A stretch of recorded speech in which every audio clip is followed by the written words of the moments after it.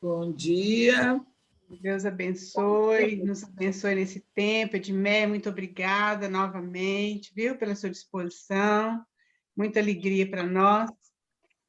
Vamos lembrar daquele versículo, né? Desvenda os meus olhos para que eu contemple as maravilhas da tua lei, lá no Salmo 119, 18. E realmente o Senhor possa desvendar os nossos olhos espirituais, para que os tesouros realmente da palavra dele, que a gente possa ver.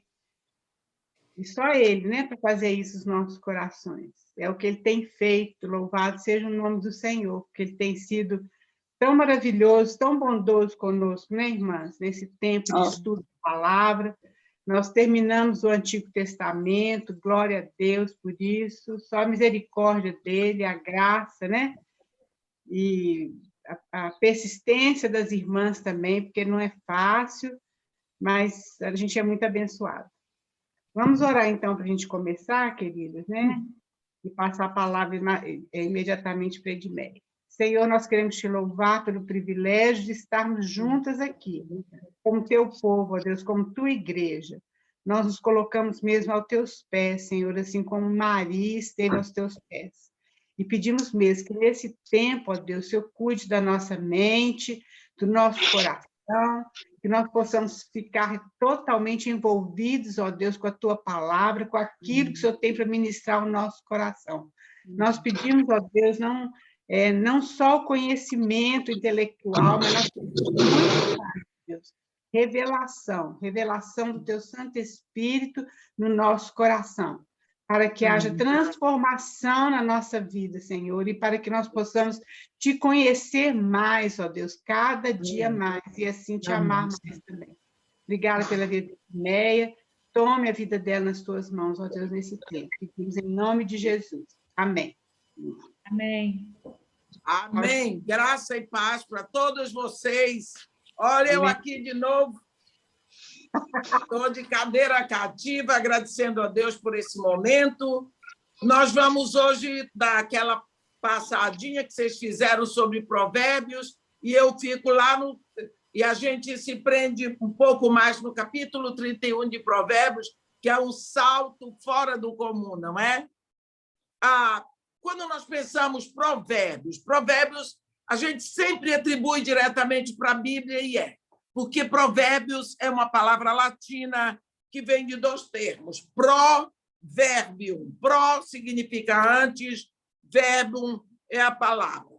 Mas, também, no latim, esse prefixo pro significa de acordo com, não é? Ou através.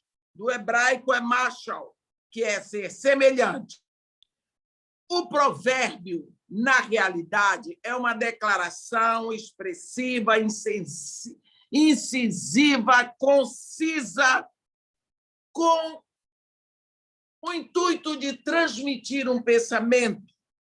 Nós podemos encontrar provérbios na Bíblia todinha. Os provérbios estão espalhados na Bíblia todinha, mas há essa coletânea de provérbios aqui, que são muito conhecidos na história antiga, e que essa coletânea é escrita e atribuída a Salomão, não é? Mas nós sabemos que nem todos esses provérbios foram escritos por Salomão. Por exemplo, o capítulo 30 é de Agur, 31 é Lemuel. Principalmente o livro de sabedoria, esse livro de provérbios, ele começa com o intuito de sabedoria. Nós lembramos que Samuel, desculpe, por que eu estou falando Samuel? É Salomão. Salomão.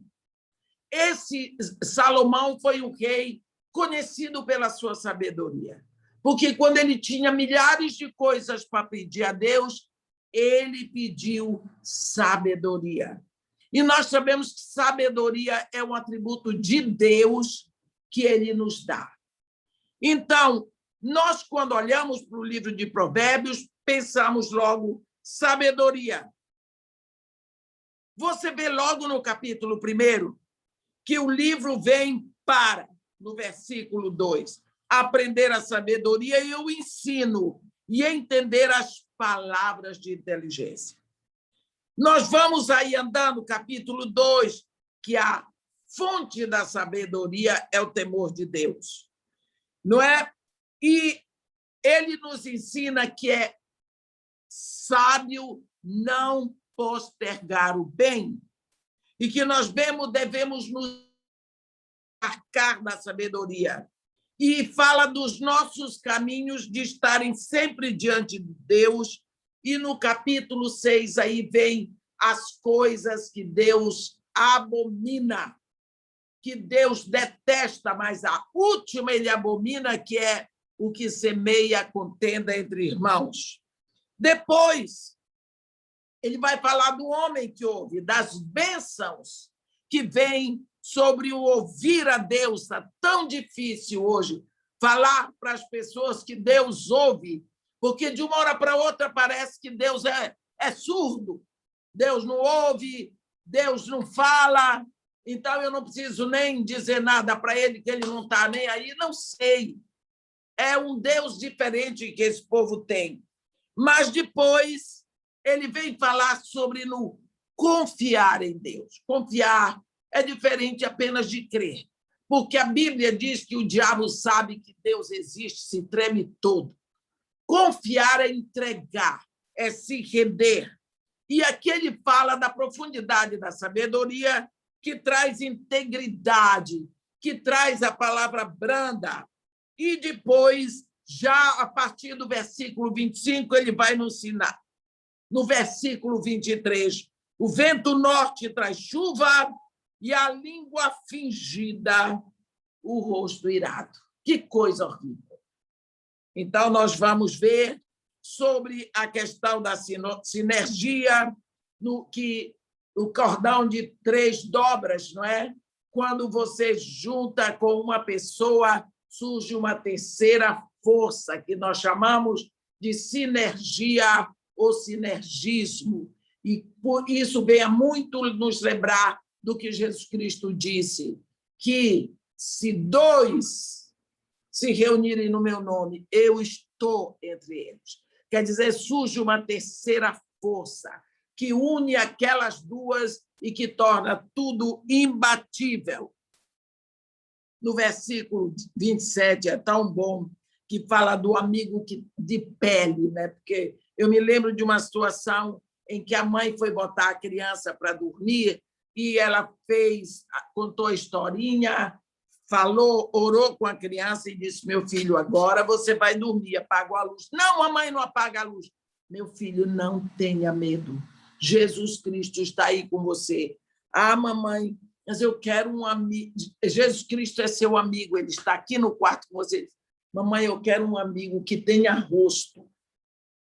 Quer dizer, nós podemos compreender o que essa criança queria dizer. Então, nesse capítulo 27, isso nós vemos ali nos ensinando, e ele ensina que o ferro com ferro se afia, assim um homem ao seu amigo. Nós passamos assim rápido, porque eu sei que vocês já estudaram Provérbios, eu queria fixar no capítulo 31, porque aqui, de uma hora para outra, existe um salto fora do comum. O que está escrito em Provérbios 31 parece que é um assunto completamente distinto do livro de Provérbios. Mas quando nós começamos no capítulo, no versículo 10, vem a primeira grande pergunta do capítulo. Mulher virtuosa, quem achará? O seu valor muito excede as finas joias.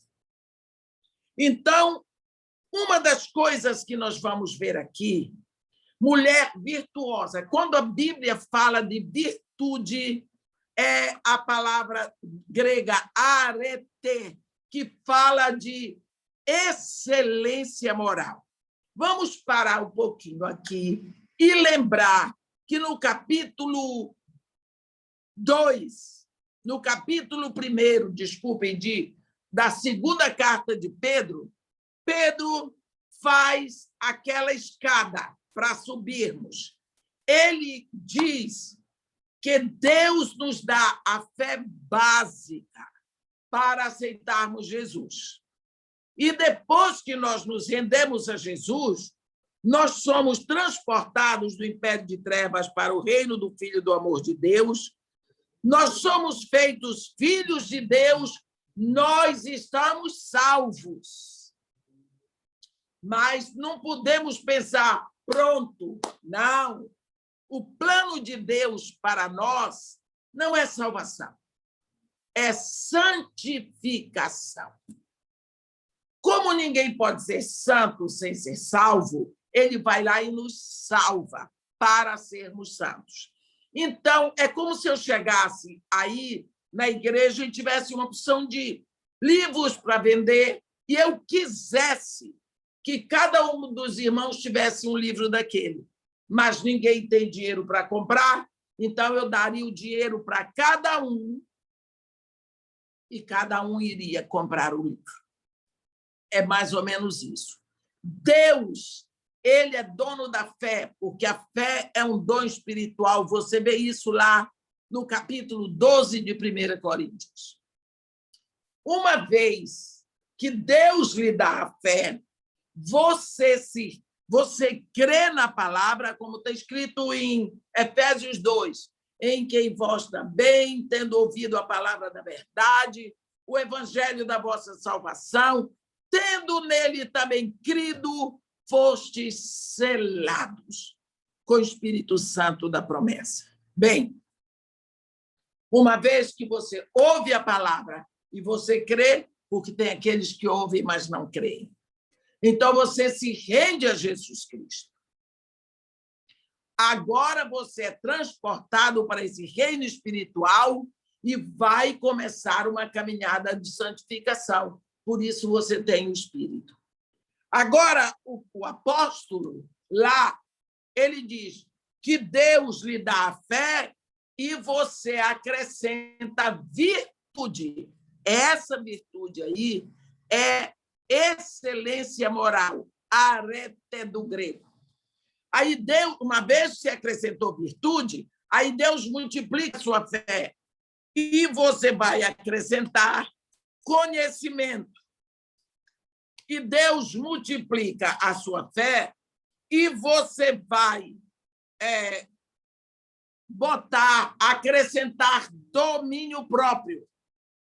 E Deus multiplica a sua fé e você acrescenta perseverança. Deus multiplica a sua fé e você acrescenta piedade. Deus acrescenta a sua fé e multiplica a sua fé e você acrescenta fraternidade. E Deus multiplica a sua fé e você acrescenta amor. Então, ele dá esses patamares do nosso crescimento, começando na virtude, na excelência moral. Eu estou chamando a atenção disso porque essa mulher aqui, a pergunta vem, quem achará? Quem que acha essa mulher? Você vai ver, essa mulher aqui ninguém acha assim, não. Muitas pessoas dizem assim para mim, oi, irmã, mas essa mulher aqui é impossível, lógico. Você vai conseguir ser essa mulher? Para começar, aqui ela tem um marido. Você pode ser solteira, você pode estar viúva, tudo isso. Aí, mas essa mulher tinha muitas servas, eu não tenho ninguém. Por isso que eu estou dizendo, a Bíblia não está aqui dizendo que toda mulher tem que ser uma mulher virtuosa. Ele começa colocando aqui uma pergunta. Mulher virtuosa, quem achará? E ele diz que o valor dela está muito, muito excedente às finas joias. Aqui fala, primeiro, que ela tem fidelidade conjugal. No versículo 12 diz que ela é aliviadora de tensões. Ela equilibra aonde ela chega. Ela traz paz. Ela é como um rio que entra para trazer a bem-aventurança. E depois diz que ela é trabalhadora. Isso é uma qualidade tão peculiar que dá tristeza nós vermos hoje e sempre filhos de Deus que só querem descansar. Eles acham que, quando chegarem no céu, eles vão ter uma rede, comida com fartura e uma porção de anjos para servir, não precisa mais levantar. É um preguiçoso de marca maior, porque ele acha que o trabalho é uma maldição. Olha, o trabalho foi criado por Deus antes do pecado. Assim que Deus fez o homem, ele criou um jardim para o homem trabalhar. Jesus Cristo diz: meu Pai trabalha até hoje e eu também trabalho. Então, o trabalho é bênção. A maldição é a fadiga que vem em cima do trabalho, e isso vem pelo pecado. Então, esta mulher é uma trabalhadora, ela conhece a alegria do trabalho. Uma coisa muito importante, no versículo 18, fala da lâmpada. Ela percebe que o seu ganho é bom, a sua lâmpada não se apaga de noite. Olhe bem, sua lâmpada não se apaga de noite. Olhe bem o que está escrito aqui. Primeiro, você se lembra quando Jesus falou da parábola das 10 virgens? Hein? Qual foi a lâmpada que ia se apagar porque não tinha óleo? A lâmpada das virgens nécias. Mas as que foram levadas, a lâmpada não se apagaria. Outra coisa, existe na tradição do povo judeu assim: quando o pai é o pai que escolhe a noiva, então o pai diz: meu filho, em tal lugar assim assim tem a moça que vai ser sua noiva. Já arrumei tudo, você vai lá para comprar a noiva, pagar o dote. O rapaz desce, ele já sabe tudo como é. Quando ele vai para a casa dessa família, ele entra na casa, faz toda a negociação e, depois de pago o dote, que é o preço da noiva, eles assinam um documento chamado Ketubá, que vale por uma certidão de casamento. Ele assina diante de toda a família, ela assina. A partir daquele momento, essa moça está comprada, ela é propriedade dele, ele pagou o preço, mas ela vai ficar na casa dos pais. Ele volta para a casa do seu pai. Ele não avisa quando virá buscá-la, porque ela é dele, ele pode vir buscar a hora que quiser. Qual é a obrigação dessa moça? Assim que o noivo sai da casa dela, ela toma uma candeia e ela acende e coloca na frente da casa, na janela da frente pendurada. Todo mundo que passa sabe que ali tem uma virgem que foi comprada e que, a qualquer momento, ela pode ser levada em casamento. O primeiro dever dessa virgem é manter aquela candeia acesa. Ela mantém a candeia acesa, anunciando para todos que ela será levada. O dia que o noivo decidir que ele vai buscá-la, ele pode chegar a hora que for, ele a chama do meio da rua, ela sai de casa, apaga a candeia e vai embora com ele. Quando as pessoas passarem na frente, vai estar tudo escuro, porque a noiva foi levada. Você está entendendo agora? Aqui diz, a sua lâmpada, né, não se apaga de noite, no versículo 18. No versículo 20, ela tem o coração voltado para dar. As mãos dela estão abertas. Toda mão aberta para dar, ela está aberta para receber. Porque antes da mão se abrir, o coração se abriu.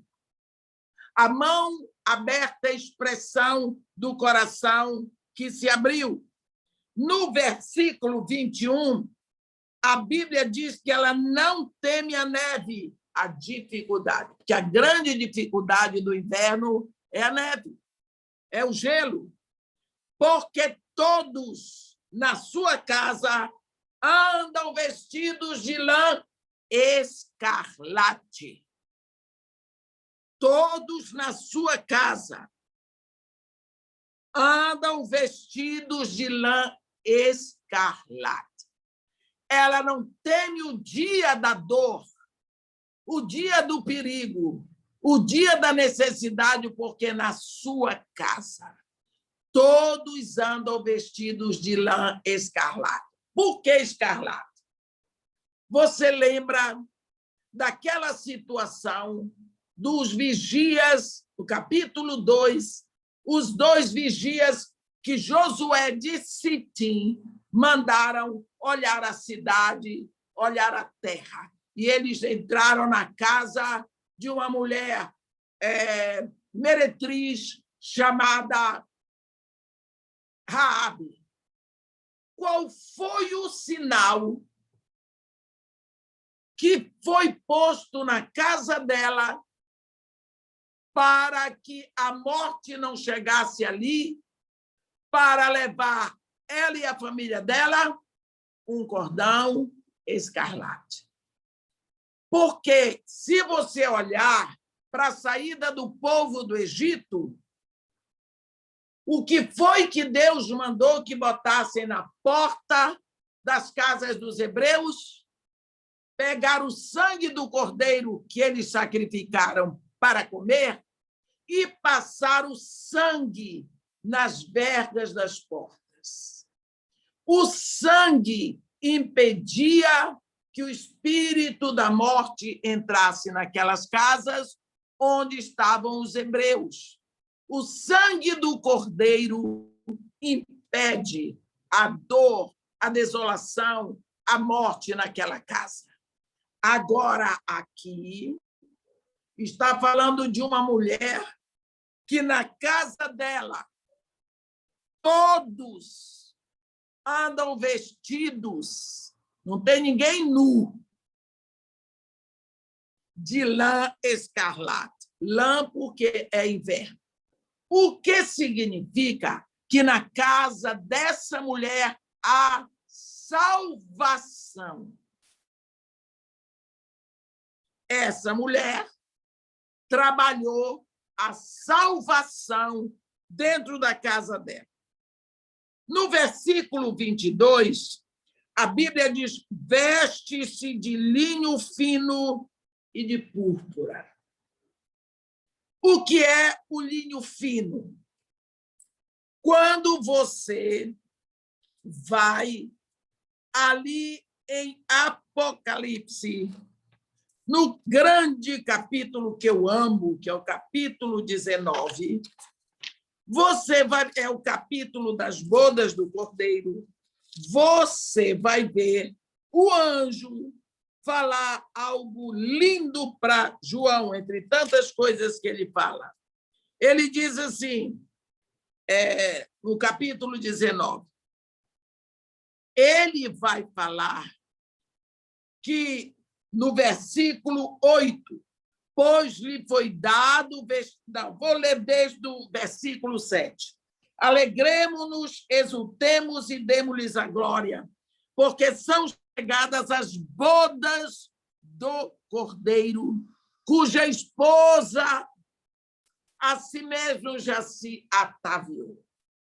Pois lhe foi dado vestir-se de linho finíssimo, resplandecente e puro, porque o linho finíssimo são os atos de justiça dos santos. Você entendeu? Quem é esta mulher? Esta mulher de Provérbios 31, meu irmão, é a igreja. É a igreja. Olha, você vai ver que porque ela é essa mulher, no versículo 23 diz, seu marido entre os anciãos da terra.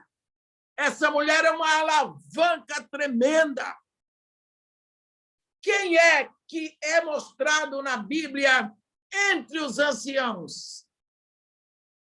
Quando João é levado, no capítulo 4 de Apocalipse, ao céu, ele chega na sala do trono. Ele descreve tudo, mas ele não descreve aquele que se assenta no trono. Porque ele não vai descrever Deus. Mas ele diz que em volta do trono existem 24 tronos ocupados por 24 anciãos. Então, não é Deus que se cerca de um conselho de anciãos? Aqui está escrito que seu marido é estimado entre os juízes quando se assenta com os anciãos da terra. Então, o marido dela se assenta entre os anciãos. No versículo 25, nós vamos ver a força e a dignidade são os seus vestidos. E quanto ao dia de amanhã, não tem preocupações. Não tem preocupações com o futuro. Você acha que existe uma preocupação da igreja quanto ao futuro?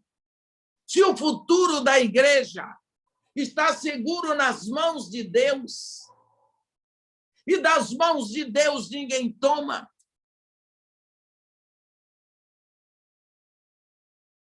Ele diz isso muito claro para nós. Então, esta mulher não tem preocupação, porque ela tem certeza de salvação. Não tem preocupações com o dia de amanhã. Não se preocupa com o futuro. Ela vive com os pés na terra e se movendo na terra ao ritmo dos tambores celestiais. Por quê? Porque ela tem certeza de salvação. Meus irmãos, durante todo esse tempo que eu tenho passado aqui, nessa pandemia, eu fiquei chocada com o número de chamados crentes que não têm certeza de salvação. Eles têm medo. Eles não têm certeza do que os espera quando fecharem os olhos aqui. A morte para eles é um castigo, é uma ameaça horrível. É uma ameaça horrível. E nós que não temos essa preocupação, somos tidos por pessoas fanáticas, loucas, cabeça pequena. Olha esta mulher. A força e a dignidade são os seus vestidos, e quanto ao dia de amanhã, não tem preocupações. Eu não preciso me preocupar com o dia de amanhã. Por quê? Porque eu sei em que mãos está o meu futuro. Eu sei quem cuida do meu dia de amanhã. No versículo 29, a Bíblia diz que o seu marido a louva. Ele diz assim: muitas mulheres procedem virtuosamente, mas tu a todas as mulheres sobrepujas. Ela vai acima de todas. Ela vai acima de todas. Pelo que ele diz, tu a todas sobrepujas. Quer dizer, tu és única. Eu gostaria de levar as irmãs aqui, nesse momento, a olhar o que é que Jesus Cristo diz da sua igreja. Ele repete a mesma coisa em Cantares, quando ele diz aqui, no versículo 9,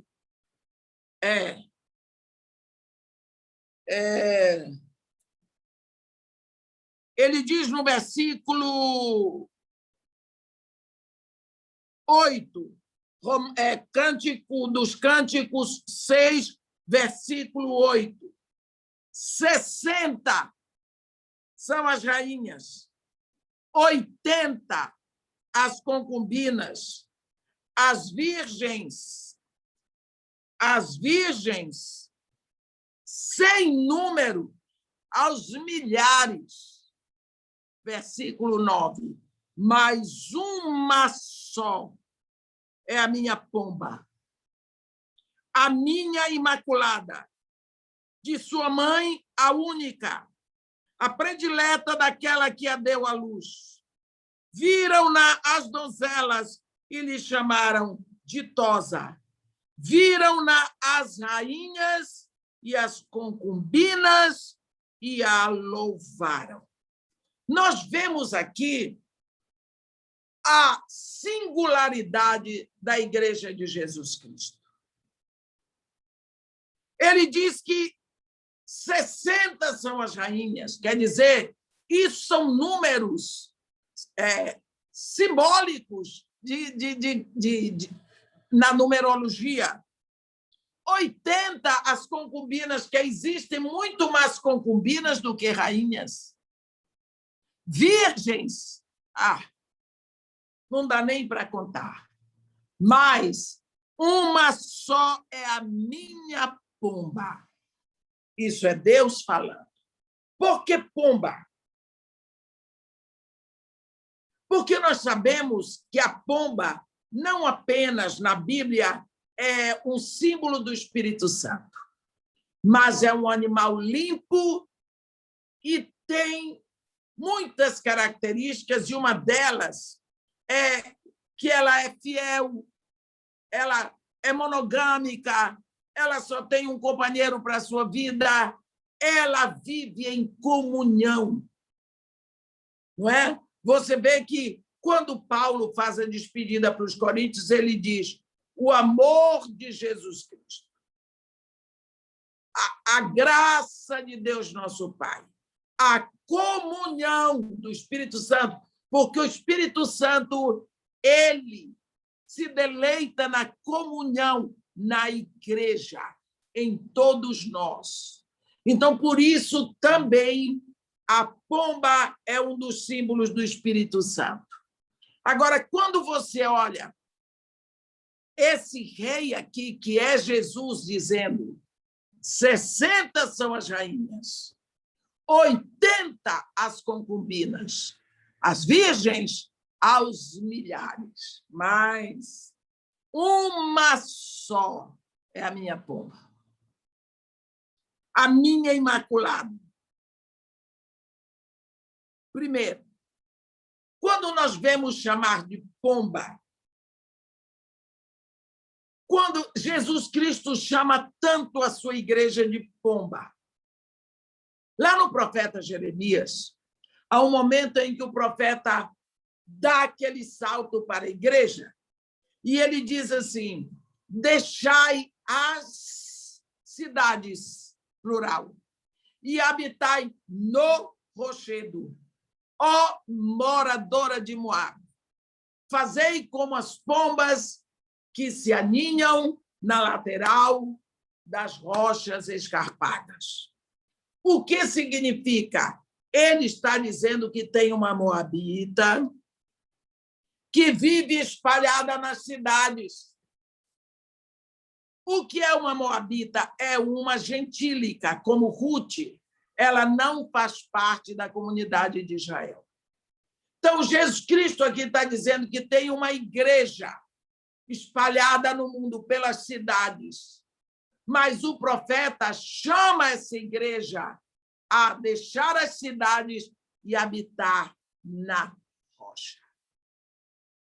Quando você olha lá para a cruz, você vê Jesus, que é a rocha, escarpado, aberto do lado. Então, é ali que a igreja deve se aninhar.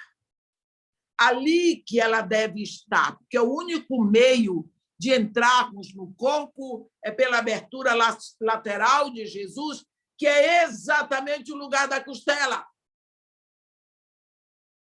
No lugar da costela é que a noiva vai entrar no corpo.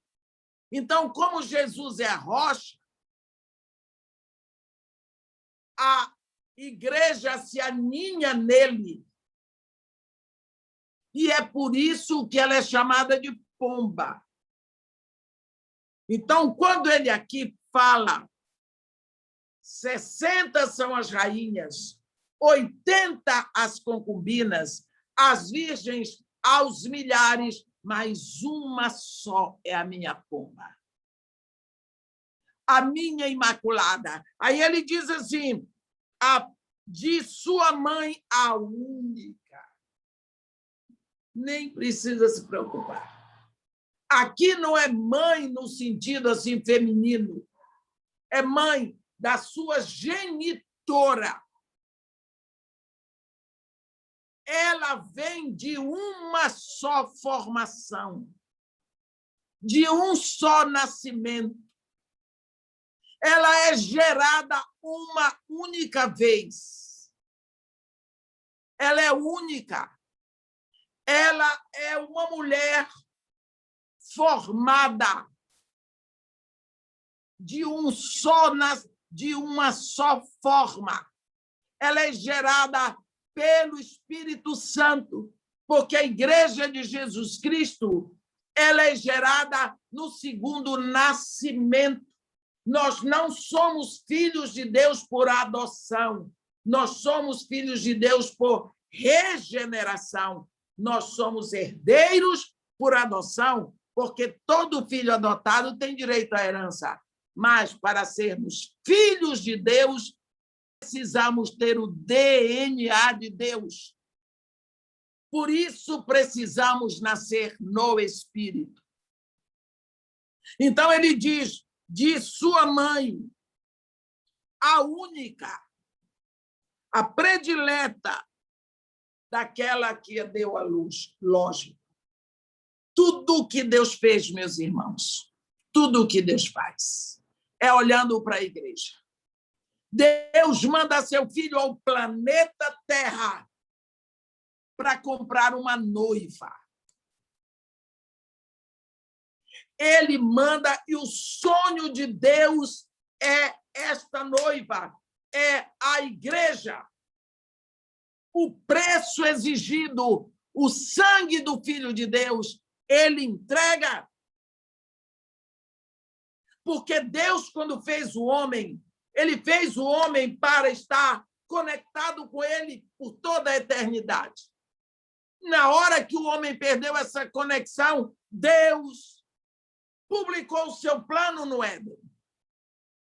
E o plano dele viria através do seu filho, que viria à Terra como Redentor. A casa do ser humano é a terra. Salmo 115, versículo 16 diz: os céus são os céus do Senhor, porém a terra deu-a ele aos filhos dos homens. A terra é o planeta dos homens. A terra é o lugar onde o homem nasce, cresce e ele volta ao pó. Então, quando Deus mandou seu filho para a casa do homem. para aqui comprar uma noiva. Quando Deus envia seu filho à terra, é como todo homem em Israel que descobria onde tinha uma noiva, futura noiva para seu filho, ele enviava o seu filho à casa da família. O Filho de Deus também veio aqui e ele teve que vir como homem. Por isso, ele tem que ir para o ventre de uma mulher. E do ventre daquela mulher, Deus forma um corpo para seu filho, para que ele fosse visível aqui. E ele nasce e cresce como homem. Ele nasceu de mulher porque Deus tinha avisado a Eva lá no Éden. Cresceu, fez o seu trabalho, pagou o preço da noiva dentro da casa dela, que é o planeta Terra. Ele voltou para o pai e a noiva ficou aqui na casa dela, esperando o dia que ele vier buscar. Enquanto isso, ela mantém a cadeia acesa. Só que tem uma coisa. Ele disse: ide, fazei discípulos de todas as nações, anunciai a todas as nações na terra. E ele também diz: eu edificarei a minha igreja. Então, nós não precisamos nos preocupar. Jesus Cristo está formando essa noiva aqui na terra. E o Pai espera a chegada dessa noiva do seu filho. Deus, o Pai, já investiu tudo o que tinha que investir para a chegada dessa noiva. É lindo vermos no capítulo 12 de Apocalipse a chegada da noiva, de todas as nações, línguas e raças, todo mundo falando em idiomas diferentes, uma barulheira que o anjo diz que é um rumor imenso. Única palavra comum a todos é aleluia. E a igreja vai chegar, a noiva vai chegar, porque esta noiva é o sonho de Deus.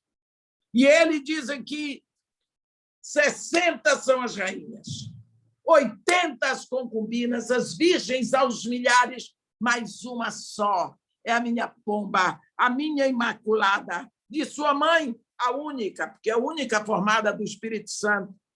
A predileta daquele que lhe deu a luz é predileta, é a única do Espírito Santo. Viram-na as donzelas, eles chamaram ditosa, feliz. Viram-na as rainhas e as concubinas e a louvaram. A igreja será louvada. Aqui na terra será pisada e maltratada, mas nos céus ela será louvada, assentada com seu noivo à destra de Deus por toda a eternidade. Quando o Provérbios chega ao capítulo 31, o pregador dá uma guinada para a igreja. Vocês viram o pulo? Ele vem falando de sabedoria, integridade, tantas coisas, mas no capítulo 31, ele se volta para a igreja. Por quê? Porque a igreja ela vem presente em todos os livros da Bíblia. Porque o plano de Deus é daqui da terra levar uma comunidade santa para depois vir reinar aqui com seu filho. E a Bíblia diz que Jesus, com seu sangue, comprou os que procedem de toda raça, povo, tribo e nação, e os constituiu reino, sacerdotes, e eles reinarão sobre a terra. Seremos levados por um pequeno tempo, até que aqui se passem tantas coisas, a terra seja purificada. E então, quando tudo estiver pronto, como era antes, essa nova Jerusalém, que é essa comunidade santa dos filhos de Deus, que é a igreja, reinará aqui com seu noivo. Porque o plano de Deus foi que o homem habite na terra. Deus não fez o homem para habitar nos céus. Deus fez o homem para habitar na terra. E o plano de Deus jamais será frustrado. Nós vemos que Provérbios, ele se completa dizendo: enganosa é a graça, vã a formosura, mas a mulher que teme ao Senhor, essa será louvada. Dai-lhe do fruto de suas mãos, e de público louvarão as suas obras. Quando ele chega aqui, ele chama a atenção de tantas coisas que a mulher procura fazer para ser graciosa. E assim ela se enfeita de tudo aquilo que se enfeitam as pessoas no decorrer das culturas. Ela se enfeita e ela quer receber elogios. E nesse enfeitar, às vezes, fica tão ridícula, mas não enxerga o que quer ser admirado. A formosura é vã porque passa. Nós vimos Eclesiastes, tudo passa aqui embaixo da terra. O que é que fica? Aí ele fecha o livro, voltando para o início.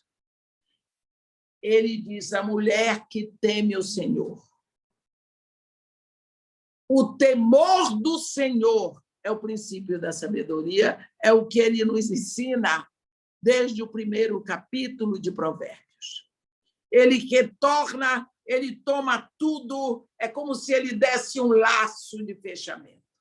Aqui ele termina novamente falando da sabedoria e dizendo do grande dom da igreja, a sabedoria. Não é? Ele diz que, então, seremos louvados junto com o Senhor, porque as nossas obras, elas estão preparadas para nós antes da criação do mundo. Então, quando nós lemos Provérbios, vemos Provérbios falando de sabedoria desde o princípio. E chegando aqui, ainda está falando de sabedoria, levando em consideração que o temor do Senhor é o princípio da sabedoria. Quando falamos em temor do Senhor, aí nós vemos. Talvez de todas as aflições do homem, a maior aflição é a falta do temor de Deus. Falta do temor de Deus. Até vemos pessoas que têm preferência por temer aos homens. Outros têm até medo de Deus. E como a nossa sociedade ensina as crianças a terem medo de Deus, que Deus castiga, porque Deus pode enviar isso, pode enviar aquilo, tudo para fazer mal. Temos dificuldade em pregar que Deus se deleita em perdoar, que Deus nos ama, como diz ali Romanos 8:32, que ele deu o seu próprio filho. Aquele que não poupou o seu próprio filho, pelo contrário, ele deu. O que mais ele não nos dará? Se ele deu o mais difícil, o mais precioso, as outras coisas vão, como a gente diz, de reboque. Não é? Então, aí vem aquela pergunta de Romanos 8:31, se Deus é por mim, quem será contra mim?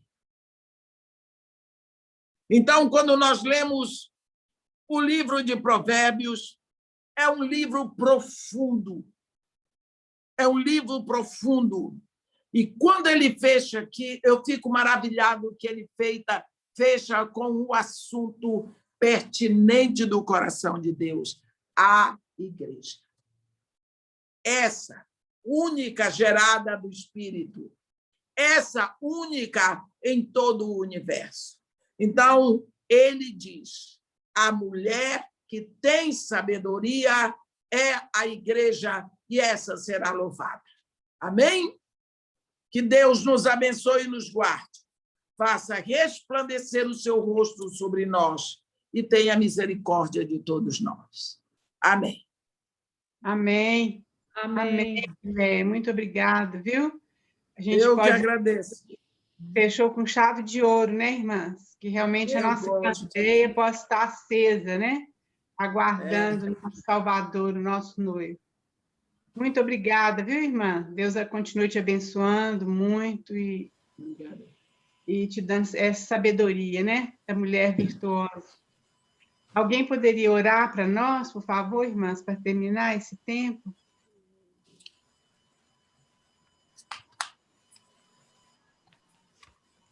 Amém. Eu posso. Pai, obrigada porque o Senhor é bom. Obrigada porque a sua bondade nos sustenta, as suas misericórdias são uma causa de nós não sermos consumidos. Obrigada pela sua palavra que nos limpa. Obrigada porque a gente pode se reunir mais uma vez e termos a oportunidade, o privilégio de termos a exposição da tua palavra. Obrigada pelo coração generoso da Edmeia em compartilhar a tua palavra conosco. Obrigada por cada uma das minhas irmãs que estão aqui reunidas e pelo recurso da tecnologia que possibilita da gente se reunir em torno dessa mesa tão generosa, Senhor. Obrigado por esse pão que alimenta nossa alma, nosso espírito e nos nutre. Nós te louvamos e te agradecemos, Senhor, em nome de Jesus. Amém. Amém. Amém. Amém. Alguma irmã quer falar alguma coisa, querido? Nós temos ainda 5 minutinhos, 4 minutos.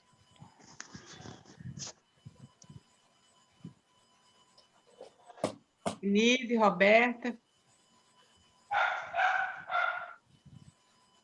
Eu quero falar que foi uma bênção. Toda vez que eu vejo a exposição de Provérbios 31, sempre fazem referência da mulher mesmo, né? Da mulher casada, da família. Foi a primeira vez que eu ouvi fazendo referência à igreja do Senhor, e eu tô assim, impactada. Foi uma bênção. Eu queria mais uma vez agradecer a disposição da Edmeia de estar com a gente, né? É um privilégio a gente ter essa repartida assim, de Deus na nossa vida, né? Porque o Senhor fez todos nós para refletir a sua glória. E é tão gostoso a gente poder receber a palavra de Deus sendo repartida por nossas vidas diferentes, vidas que expressam Deus de forma diferente, vidas que repartem a palavra junto com aquilo que Deus nos formou para ser. E eu te escutando, Edmeia, eu tenho uma tia do meu marido, que é lá do Piauí. E você parece muito com ela. Ela está aqui ainda, gente, Edmeia? Tá, né? Doce. Tá, né? Ela é bonita. Mudei a tela. Ela é linda, ela é preciosa. Então, muito obrigada. Inclusive, ela foi minha médica, ela me ajudou a parir meus 3 filhos. Que bom. E ela é aquelas mulheres retadas, sabe aquelas mulheres assim? Sim. Ela é de palavras firmes, fortes.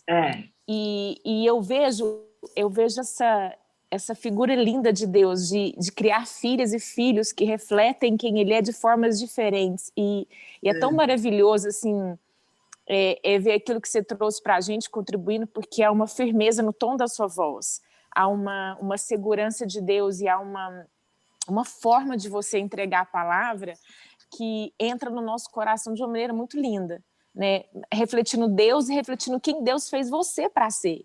E eu vejo como que para cada momento das nossas vidas, Deus traz esses repartir de pessoas diferentes, porque a gente precisa, né, disso. Eu acho isso muito lindo. E é também como a gente recebeu da dona Raquel que eu falo que ela é minha musa inspiradora, sabe, Edmeia?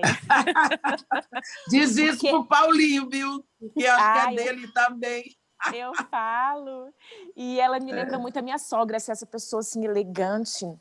A dona Raquel, ela tem uma classe natural de ser, né? Você também acha? Eu acho. E aí é engraçado e é lindo de ver como ela reparte a palavra de Deus com essa classe, como quem conta uma história, como quem que vai assim te colocar na palavra de Deus de forma suave, mas penetrante.